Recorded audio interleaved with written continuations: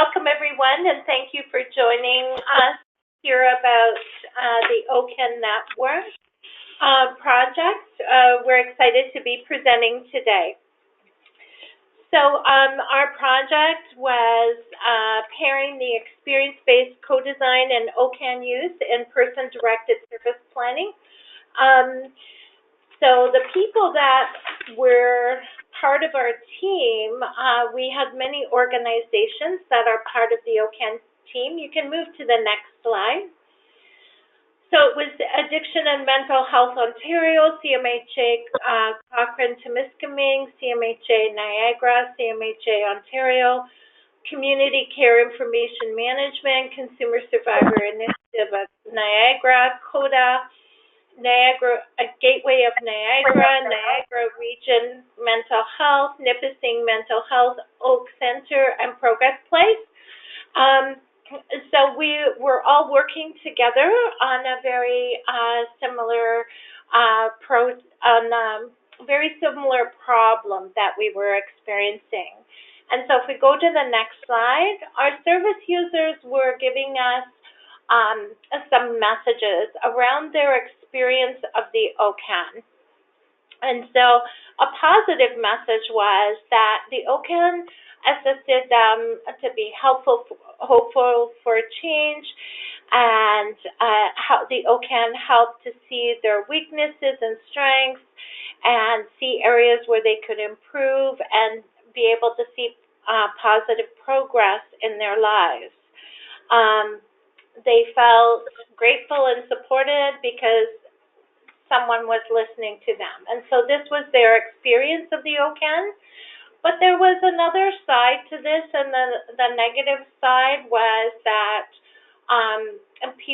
service users who use the OCAN, they felt hopeless, they felt that the worker doesn't follow up, and they felt like they weren't getting the help that they needed, and they didn't see any point in reassessment. So the agencies in the network, we all had similar issues and problems with the experience of the OCAN, and we were struggling in different areas. So when we came together to work on the same problem, and we can move on to the next slide. After much discussion about how to voice and how to really document this problem and what would fit for all the agencies, we came up with this problem statement. Since implementation, a number of organizations have not completed OCANs consistently or have integrated the use of OCAN information in the creation of client recovery plans, including the use of the self-assessments, so that the client is instrumental in the creation of the recovery plans. So this was a problem that each one of us in the network were experiencing on one level or another, is the actual meaningfulness of the OCAN in developing recovery plans with our clients.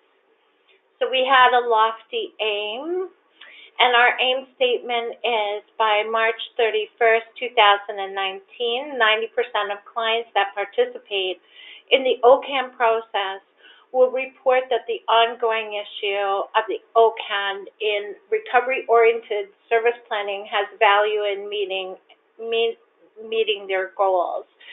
So our aim is actually that the clients themselves would see this as meaningful and valuable in their recovery process.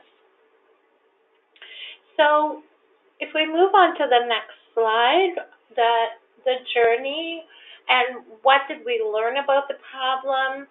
We learned that organizations are at different stages in their QI development and how they use OCANs in recovery and goal planning. So a lot of our organizations, we were just in different places in that journey. But what we came together about, there is a strong willingness amongst the network organizations to improve the use of the OCAN. Through key findings from each other, members are dedicated to the development of change ideas to share in the province so that all service users benefit from OCAN use in recovery planning. And what was the most surprising thing that we learned? We have learned that there are common causes to the problem from both a service user and a staff perspective across the province. There are many ways in which organizations collected data on OCAN completion rates. And that was part of our struggle throughout the process is how we collected data and how to get the consistent data around the completion rates of OCAN. So I'm going to pass this on now to Fedora. Hi there, my name is Fedora. I work for Consumer Survivor Initiative of Niagara, and I'm part of the OCAN Network. There are 5 organizations in Niagara that are part of the OCAN Network: CSI Niagara, CMHA Niagara, Gateway Residential and Community Support Services of Niagara, Niagara Region Mental Health Services, and Oak Centre. We decided to bank together and hold 5 forums in various locations inviting service users from our organizations. Our purpose was to complete an emotional mapping exercise in order to receive feedback about the thoughts and feelings service users experienced when completing an OCAN. We developed an E-QIP committee comprised of service users and staff members to facilitate these forums, where we described our purpose, described the experience-based co-design methodology, and carried out an emotional mapping exercise at each location. I'm a unique case because I deliver OCANs in my role as a staff member at Consumer Survivor Initiative, and I also fill them out as a service user at Oak Centre. It was particularly important for me to be a part of this project because the focus was on hearing from service users about their OCANs. So in the feedback that we received, 27% experienced negative emotions, such as feeling anxious, hopeless, and overwhelmed. 73% of the feedback we received stated that they had positive experiences with OCAN, and to describe their experience used words like productive, empowered, and supported. So Andrew will be presenting the next couple of slides. Hi, my name is Andrew. I'm a clubhouse worker at the Oak Centre and part of the E-QIP team. So you can see from this chart, we actually aggregated all the data from the 5 forums that we held across Niagara. And with the data, we were able to identify 3 main positive emotions and 3 main pain points. So if you move on to the next slide, I can get into a little more detail. You can see the positive points. Our service users feel comfortable with their workers asking them to complete their self-assessments. Service users feel comfortable completing the self-assessment, and the service users find the OCAN conversations with their worker helpful. Some of the pain points that we came across are service users are uncomfortable with technology. The service users do not feel that their workers are helping them work on their goals. And they also feel frustrated with having to do another OCAN when their workers have not worked on the goals from the previous OCAN. So with the positive points, what we're doing is to be determined, but it's to continue with the course of action that we have right now because they're positive points. With the pain points, what we're doing is we'll be using the quality improvement tool to identify and test some change ideas, like the fishbone diagnostic tool and primary and secondary drivers. So who's responsible for these? For both positive and pain points is the OCAN Network participating organizations. And our expected outcome for the positive points is to see the continuation of the positive points. And for the pain points is to resolve the pain points and improve service. So these 3 main pain points are the area of change that we'll be focusing on moving forward. So some of the next steps is we invited all the service users that came out to the forum to join us in a service users committee in order to create a fishbone diagnostic tool, organize the pain points, identify primary and secondary drivers, and strategize for change ideas using the PDSA process. So I'm gonna let Kathy take over. Thank you.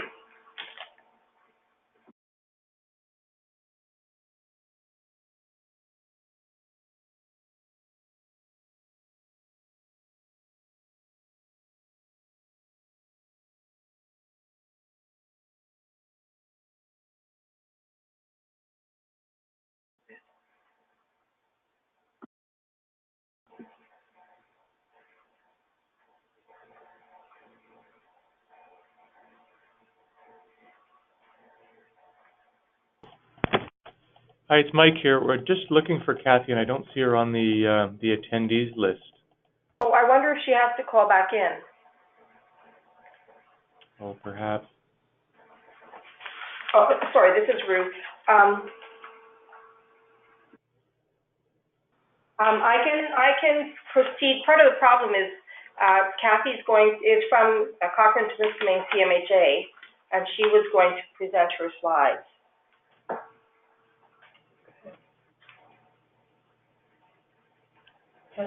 Is Debbie there? Okay.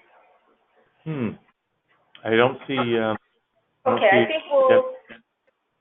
Okay, I'll try and cover. Kathy, if you can hear us, if you can dial back in and use 74 pound as the control for the audio.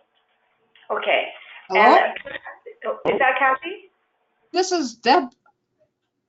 It's Deb. It said that I could call in, or it said that we could be, you know, you could unmute us. So I was just about to call in. If you prefer, I do that. Oh, that's great. We can hear you right now. Yes. Yeah. Can you take over the Cochrane Temiskaming slides, Deb, please?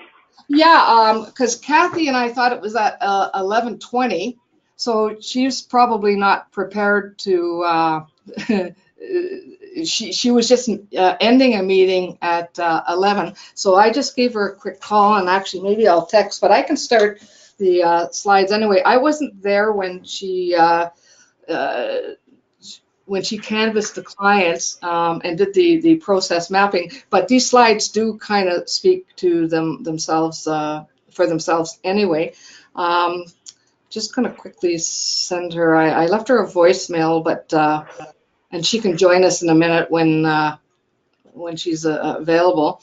So I think they met with about 12, 13 clients or so, and there was a slide in there. I don't know if it's there now, but it was showing Rob, our service advisor, our client service advisor, doing the process mapping with all the clients that attended. And as you can see, it was sort of a 50-50 responses in terms of what they were feeling. And I think everybody's had a chance probably to read it by now, since it's sat up there for a bit. So if you want to just go to the next slide. So this is similar. When you look at the green with the most positive steps and what was working, you could see them highlighted at the top, and then the negative steps being in red sort of at the bottom.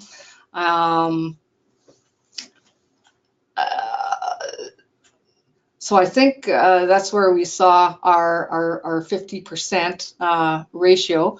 Oh, there's Kathy there. She said she's on mute. Is there a way to unmute Kathy as well?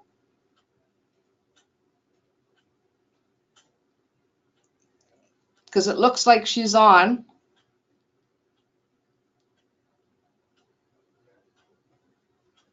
Can you guys still hear me? Kathy should be unmuted now.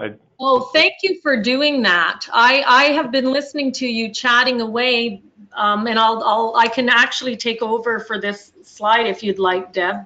Yeah, go ahead, Kath. Okay, and talk about Justice and I will.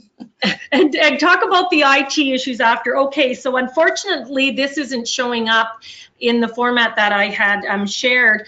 But if we start off looking at the positives, And we approached our emotional mapping a little bit different in that we had a larger scope from the point where the client walks in. But the high points for our clients, the fact, which is 3A, which is to continue to work with the same worker.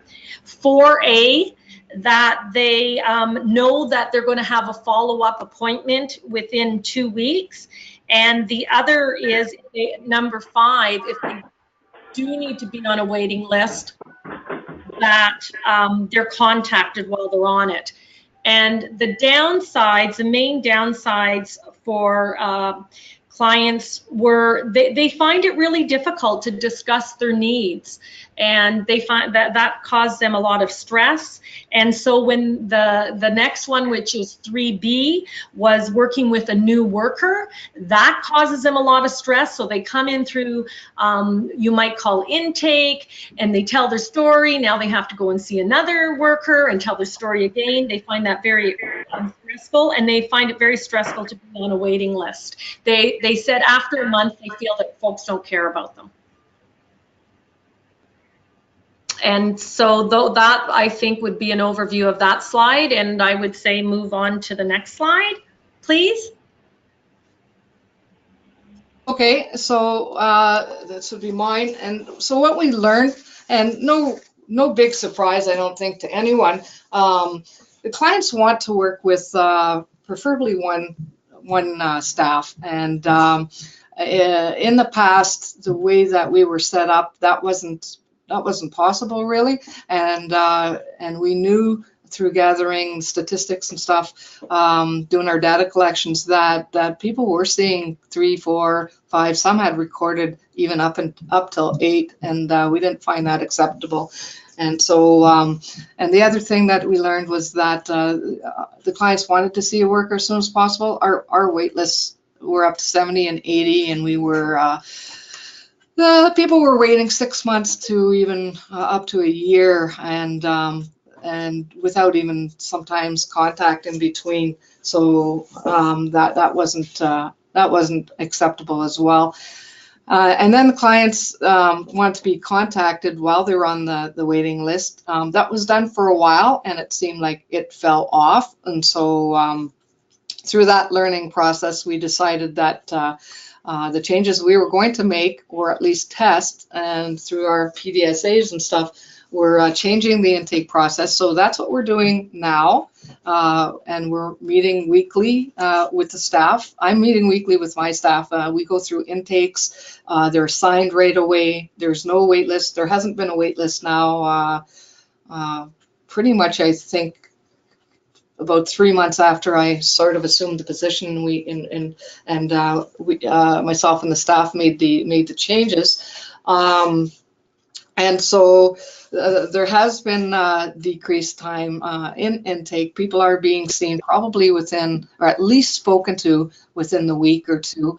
They're able to keep the same staff, because what's happening is the staff that are volunteering to do the intakes, or the screeners, end up keeping the staff if they find that it's a good match. So that's been working well.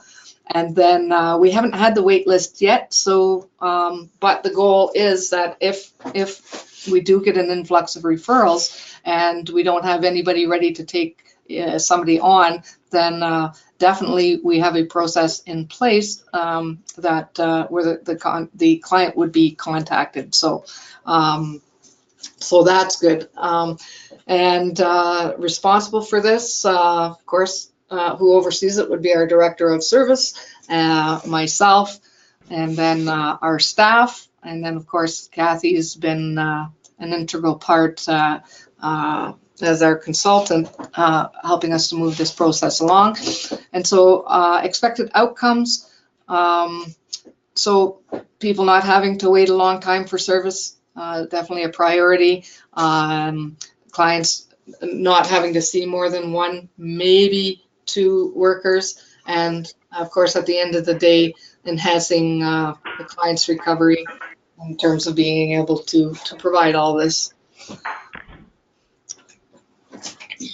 Anything that you wanted to add to that, Kathy? Excellent. Yeah, okay. Now to Noreen for the CODA experience. Hi, everyone. This is Noreen. I'm from CODA. So we did an experience-based design with a staff of one team at CODA with the North York team to understand better what their experience of the OCAN and to identify the positives and the negatives of their experience. And so it was a very interesting process, and I guess what I'd like to highlight is there were no surprises in some of the steps of the OCAN, like in terms of staff being frustrated or the entry of the OCAN into the computer and those types of things. But it became quite apparent that actually this tool is being used more as an administrative tool rather than really a tool to develop recovery plans with clients. So it became very obvious that the staff were not utilizing some parts of the tool, like the summary of actions, to develop plans with the clients, to integrate the work that they did in the assessment into their clinical work with clients. And so that was a big learning for us, and we set off on, chose with the staff to do a refresher training, and we used the materials from CCIM, which fit very, very nicely with what we needed to do with staff. So we can move on to the next.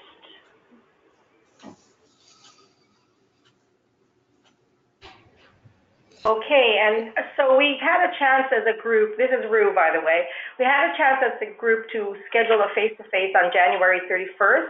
Kathy is going to take over and do the next slides. These are the end results of our hard work that day. So it's difficult to read this slide. We recognize, but we wanted everyone to have the sense that we did go through the fishbone exercise and really looking at what were some of the root causes of our problem. And so looking from the perspective of clients, policies, etc., and really identifying a variety of issues. So for example, process and procedures, 30-day deadline. For example, places and equipment, IAR is difficult to use, and policies, vague policies, all really leading to our problem is that either organizations don't complete OCANs consistently, or they're not using the OCAN information in the creation of client recovery plans. And so we were trying, and I think we really fleshed out a lot of root causes, which then led to the next item, which is the Pareto chart. And I would just say someone is typing in the background who's got their mic on, so it would be, I'm just thinking of those listening maybe. Try not to type. Anyhow, so for the Pareto chart, there we're looking at the causes and looking at which ones fit in that are causing 80% of the issues, and we would focus on those. And so ones that really stood out, and you can see the line that cuts across at 80%. So one is supervision to remain accountable about the OCAN completion, and really feeling that that's integral to ensuring that OCANs are being completed and supporting staff. If there's issues, how can we support? So it's about supporting staff through supervision. assisting staff with the difficulty of prioritizing OCANs over their other work and helping them see that the OCAN really is the foundation of their work. It's not it's not something else that is just on a checkoff. On a list. It is a foundation of working with the client. No follow through with the recovery plan. So if you've done the OCAN, great, but it's an assessment tool. Now what's the individualized plan that you're coming up with the client? And then the last one that just hit under the 80 was issues with the client information management systems, and just how is that integrated? How are we helping staff with the completion of OCANs and recovery plans and the collection of data? How are we making it easier with our integration system, and how can that be enhanced? So after the Pareto chart, we would take these items and look at the 5 whys. And so the cause of the problem that we chose to demonstrate today and share was a lack of completion and follow through with recovery plans. And so why is this happening? Really hard to make time to complete OCANs on a regular basis. And then again, why is that happening? Difficulty prioritizing OCANs. Why is that happening? Possibly staff lacking an understanding of the value of integrating the OCANs into their work. And then why might that be happening? The lack of supportive dialogue in the use of OCANs in enriching the recovery process. And so after looking at that, I'll move on to the next slide. We've come up with these root causes that we really want to flush out. And one is lack of OCAN strategies to be used in continuous learning and ongoing supportive dialogue. So really wanting to flush that out. Supervisors not having a structured way to hold and document clinical conversations. So that's another area to flush out. Now, it happened to be that many used CRMS, but there could be other platforms out there that aren't producing the reports to inform the work regarding the OCAN and the recovery plans. And so those using CRMS, which is a common platform used, might explore that. And lastly, clients not used to taking action or familiar with the process of change. The recovery plan might be too abstract. So how can we make the recovery plan a meaningful tool for clients?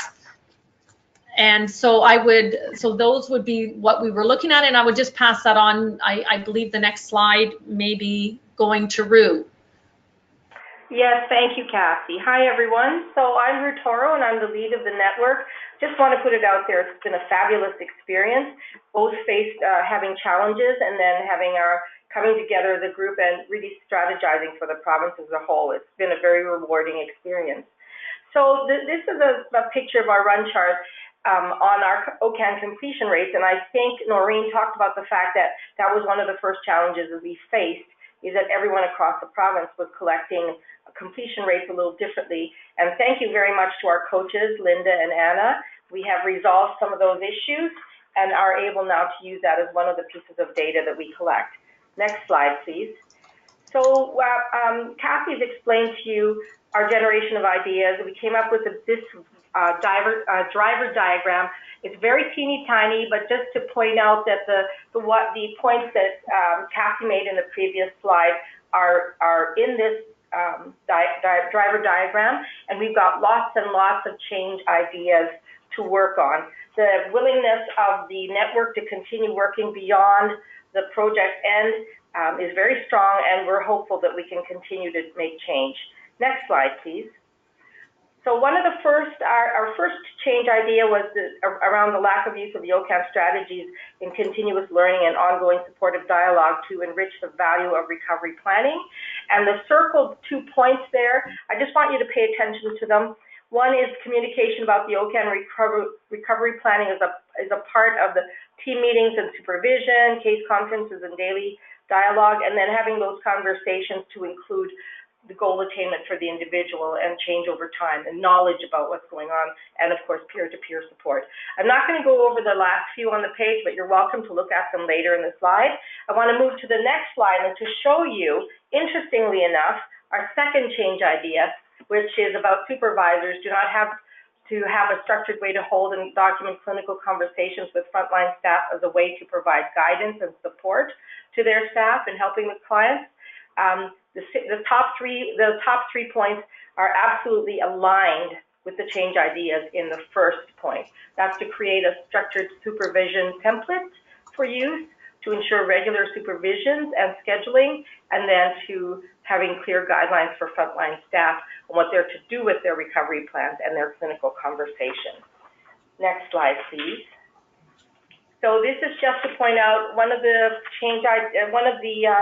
root causes that we are going to work on and are working on is our vendor, CRMS, to produce the reports that we require. But that's going to be down the road. That is not our primary change idea at this point. Next slide, please. So one of our change ideas, and it's the one I think that we're going to move forward in, is to create a supervision template. The OCAN Network team and their respective organizations are going to do this. Our theory is that service users will feel that their workers are following through on their goals if the workers have a meaningful conversation about recovery goals plans on behalf of clients, and their dialogue will be facilitated in a structured way by this supervision template. How will we know that this change has made an improvement? Well, workers will report that their supervisor is using a structured template when providing clinical supervision, and service users will report that the use of the OCAN has value in meeting their goals. The evidence will be service user and staff questionnaires, which we've already developed. Risky assumptions: if the supervision template is being used, it will have an improvement impact to the service user. Through structured supervision discussions, the staff will follow through in their direct support work to service users. Okay, next slide, please. Key overall challenges, I think just even in trying to present, and we're spread out across the province and people are dealing with the technology of jumping on. We've had this all along, that's having the necessary time for the team to share problems, ideas, and come together to agree on a common aim for the project. It was lovely discussion. It was affected by organizational size, geography, and service delivery. We needed time to advance the project in the following areas for the PDSA spread, and we promised the province a toolkit that we would like to deliver as an outcome. Output. Data collection on the OCAN completion rates, as I said, it was a challenge, and we have been working on that and finding solutions. Next slide, please. Lessons learned. What are we most excited about? It is a worthwhile effort to spread this work across the province in order to improve client experience in recovery and goal planning. Strong commitment from participating organizations to advance the ideas across the province is going to enable our project to move forward, and having the support of E-QIP coaches and subject matter experts like Jennifer Gotsky from CTIM have been invaluable. Next slide, please. What would we do differently next time? Start sooner and arrange a face-to-face sooner. A full day of team building session that could also flesh out member ideas. And there's a thing that happens when people are in each other's presence that creates greater ideas and greater sharing. The impact on our organization, well, it's a network. So this network project and the impact on individual organizations will vary.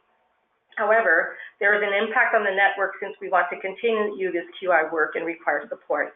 If the network is able to test their change ideas, this will have a significant impact on service delivery to the individuals we serve. And last slide, these are the numbers we're talking about. There are about 200 agencies that implemented OCAN. Approximately 160 organizations use OCAN regularly. 80% sustainability since implementation about 8 years ago.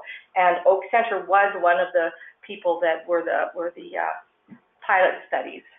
These organizations can benefit from the lessons learned in the project to improve the use of OCAN in delivery and goal planning so that individuals served are able to have their needs met. And that's the end of our slides. I just want to add that The network has brought a richness to our experience and our sharing of knowledge around OCAN that I think is immeasurable. So thank you. Thank you, OCAN Network folks, for that presentation. And what a great project in terms of its scalability afterwards. Like, I think the work that you're doing is going to have wide applicability across the sector. So thank you very much for doing it. There was one comment and one question, or maybe two questions that came forth on the line. So I'll just share those with you. One is a comment, and that is really exciting to see teams from cohorts 1, 2, and 3 of E-QIP working together as part of a network to drive improvements in using the OCAN for recovery planning. There was also a question that is directed to CMHA, Cochrane-Temiskaming. The use of the OCAN in your overall process didn't show up as your most positive points or pain points. Can you comment on the emotional mapping results on the OCAN process specifically? Hi, it's Kathy. Can you hear me? Yeah. We're one of the original cohorts, and so we focused on recovery plans and OCANs in our first cohort, and so we had addressed that. We have very good completion rates on our OCANs, and so when we did our emotional mapping, though we did spend some time on the OCAN, we're now peeling back the onion, if you will, and focusing on the experience that leads up to the OCAN, and that's where our pain points came up. But believe me, we had our original pain points with the OCANs, and for us right now, everyone has an OCAN, everyone has a recovery plan. What we're focusing in on is having them completed in every 6 months. Anyhow, it's been a journey, a 3-year journey almost. So I hope that answers your question. Thanks very much. And there was just another comment from Jen Zosky. I think just a voice of congratulations. That as the provincial OCAN specialist, I want to share that working with this group of dedicated organizations has been and continues to be a productive and positive experience. So great job again to all of you. So we're going to now